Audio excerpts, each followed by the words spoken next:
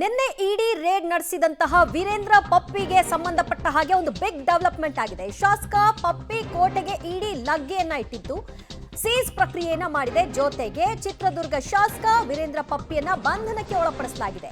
12 ಕೋಟಿ ನಗದು, 2 ಕೋಟಿ ವಿದೇಶಿ ಹಣ, 6 ಕೋಟಿ ಚಿನ್ನ, 10 ಕೆಜಿ ಬೆಳ್ಳಿ, 17 ಬ್ಯಾಂಕ್ ಅಕೌಂಟ್ಗಳನ್ನ ಹೊಂದಿದ್ದಾರೆ. ಕ್ರೆಡಿಟ್ ಕಾರ್ಡ್ಗಳನ್ನು ಕೂಡ ಇದೀಗ ಇಡಿ ಅಧಿಕಾರಿಗಳು ವಶಕ್ಕೆ ಪಡ್ಕೊಂಡಿದ್ದಾರೆ. ನೋಡ್ತಾ ಇದ್ರಿ ದೃಶ್ಯದಲ್ಲಿ ದಂಗಾಗ್ಬಿಡ್ಬೇಕು ಅಷ್ಟು ಪರಿಪ್ರಮಾಣದ ಹಣದ ಕಂತೆಗಳನ್ನ ಅವರ ನಿವಾಸದಲ್ಲಿ ಇರಿಸಿಕೊಂಡಿರುವಂತಹ ಚಿತ್ರಣ. ಇದಿಷ್ಟನ್ನು ಕೂಡ ಇದೀಗ ಇಡಿ ಸೀಸ್ ಮಾಡಿದೆ. ರಾಶಿ ರಾಶಿ ಹಣವನ್ನ ತಮ್ಮ ಮನೆಯಲ್ಲಿ ಇಟ್ಕೊಂಡಿದ್ದಾರೆ. ಅದು ವಿದೇಶಿ ನೋಟುಗಳು ಇದೆ ಮತ್ತು ಇಂಡಿಯನ್ ಕರೆನ್ಸಿ ಕೂಡ ಇದರಲ್ಲಿದೆ. 12 ಕೋಟಿ ಇಂಡಿಯನ್ ಕರೆನ್ಸಿ, 1 ಕೋಟಿ ಫಾರಿನ್ ಕರೆನ್ಸಿ ಸೀಸ್ಗೆ ಒಳಪಟ್ಟಿದೆ ಅಂತ ಮಾಹಿತಿ ಲಭ್ಯವಾಗ್ತಾ ಇದೆ. ಜೊತೆಗೆ 6 ಕೋಟಿ ಮೌಲ್ಯದ ಚಿನ್ನವನ್ನು ಕೂಡ ಸೀಸ್ ಮಾಡಿದ್ದಾರೆ. 10 ಕೆಜಿ ಬೆಳ್ಳಿಯ ವಸ್ತುಗಳನ್ನು ಕೂಡ ಸೀಸ್ ಮಾಡಲಾಗಿದೆ. ದೃಶ್ಯದಲ್ಲಿ ನೀವು ನೋಡ್ತಾ ಇದ್ರಿ, ಇದೆಲ್ಲವೂ ಕೂಡ ಫಾರಿನ್ ಕರೆನ್ಸಿ ಜೊತೆಗೆ ಇಂಡಿಯನ್ ಕರೆನ್ಸಿ ಕೂಡ ಇದೆ. ರಾಶಿ ರಾಶಿ ಹಣ ಮನೆಯಲ್ಲಿ ಯಾಕೆ ಇರಿಸ್ಕೊಂಡಿದ್ರು, ಇದರ ಮೂಲ ಏನು ಇತ್ಯಾದಿ ಮಾಹಿತಿಗಳನ್ನ ಕೇಳಿದ್ದಾರೆ.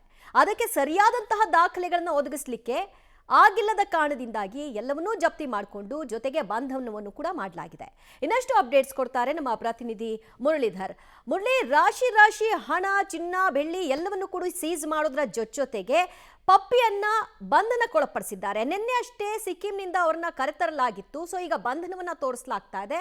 ಅಂದ್ರೆ ಮನೆಯಲ್ಲಿ ಸಿಕ್ಕಂತಹ ಈ ಇಷ್ಟು ಹಣ ಮತ್ತು ಚಿನ್ನಾಭರಣಕ್ಕೆ ಅವರು ಮೂಲ ದಾಖಲೆಯನ್ನು ಒದಗಿಸಲಿ ವಿಫಲರಾಗಿದ್ದಾರಾ? ಏನಾಗ್ತಾ ಇದೆ ಬೆಳವಣಿಗೆ? ಖಂಡಿತವಾಗಿಯೂ ದಿವ್ಯ, ಯಾಕೆಂದರೆ ಪ್ರಮುಖವಾಗಿ ಈ ಪ್ರಕರಣಕ್ಕೆ ಸಂಬಂಧಪಟ್ಟಂತೆ ಕಳೆದ 2 ದಿನಗಳಿಂದಲೂ ಕೂಡ ಇಡಿ ಅಧಿಕಾರಿಗಳು ದಾಳಿಯನ್ನು ನಡೆಸಿ ದಾಖಲೆಗಳನ್ನು ಪರಿಶೀಲನೆಯನ್ನು ಮಾಡುವಂಥ ಸಂದರ್ಭದಲ್ಲಿ ಪಪ್ಪಿ 12 ಕೋಟಿಯಷ್ಟು ನಗದು ಹಣವನ್ನು ಇಟ್ಕೊಂಡಿದ್ರು. ಜೊತೆಗೆ ವಿದೇಶಿ ಹಣ, ಜೊತೆಗೆ 17 ಬ್ಯಾಂಕ್ ಅಕೌಂಟ್ಗಳಿತ್ತು ಮತ್ತು 2 ಬ್ಯಾಂಕ್ ಲಾಕರ್ಗಳಿತ್ತು. ಆ ಬ್ಯಾಂಕ್ ಲಾಕರ್ಗಳಲ್ಲೆಲ್ಲ ಕೂಡ ಇಂದಿಷ್ಟು ಹಣವನ್ನು ಇಡಲಾಗಿತ್ತು. ಜೊತೆಗೆ ಮನಿ ಲ್ಯಾಂಡ್ರಿಂಗ್ನ ಆ್ಯಕ್ಟ್ನಲ್ಲಿ ಈ ಪ್ರಕರಣವನ್ನು ದಾಖಲು ಮಾಡ್ಕೊಂಡಿದ್ರು. ಜೊತೆಗೆ ವಿದೇಶದಲ್ಲಿ ಹಣವನ್ನು ಕೂಡ ಇವರು ಹೂಡಿಕೆಯನ್ನು ಮಾಡಿದ್ರು ಅನ್ನೋದ್ರ ಬಗ್ಗೆ ಆರೋಪಗಳಿತ್ತು. ಆರೋಪಗಳ ಹಿನ್ನೆಲೆಯಲ್ಲಿ ಇಡಿ ಅಧಿಕಾರಿಗಳು ಸರ್ಚ್ ಅನ್ನು ಮಾಡಿದ್ದಾರೆ. ಸರ್ಚ್ ಅನ್ನು ಕಂಪ್ಲೀಟ್ ಅನ್ನು ಮಾಡಿದ ಬಳಿಕ ಅದಕ್ಕೆ ಪೂರಕವಾದ ದಾಖಲೆಗಳನ್ನು ಒದಗಿಸಲಿಕ್ಕೆ ಪಪ್ಪಿ ಕೈಲಿ ಆಗಲಿಲ್ಲ. ಅಂದರೆ ವೀರೇಂದ್ರ ಪಪ್ಪಿ ಏನಿದ್ರು ಅವರ ಕೈಲಿ ಸಾಧ್ಯ ಆಗದ ಹಿನ್ನೆಲೆಯಲ್ಲಿ ಅವರನ್ನು ಈಗಾಗಲೇ ಬಂಧನಕ್ಕೊಳಪಡಿಸಿದ್ರೆ ಇವತ್ತು ಕೋರ್ಟ್ಗೆ ಹಾಜರುಪಡಿಸಿ ಮತ್ತು 14 ದಿನಗಳ ಕಾಲ ಪೊಲೀಸ್ ಕಸ್ಟಡಿಗೆ ಅಂದರೆ ಇಡಿ ವಶಕ್ಕೆ ಪಡ್ಕೊಳ್ಳೋದಕ್ಕೆ ಇಡಿ ಅಧಿಕಾರಿಗಳು ಎಲ್ಲ ರೀತಿಯ ತಯಾರಿಯನ್ನು ಮಾಡ್ಕೊಂಡಿರುವಂಥದ್ದು.